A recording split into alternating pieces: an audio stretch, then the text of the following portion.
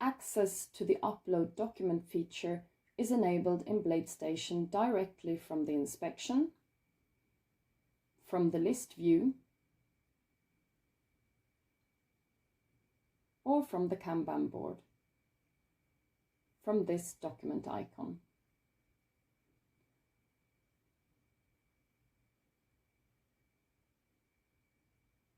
If documents have already been uploaded to an inspection, this is indicated with a slightly different icon without a plus sign.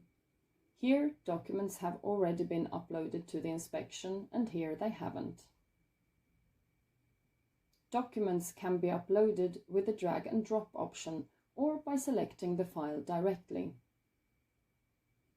Let's upload, for example, a repair report that includes pictures and cost of the repairs.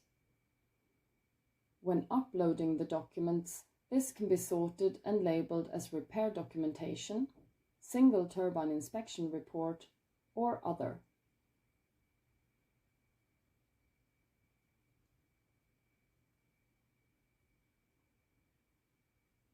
Then, optionally, we can add a description.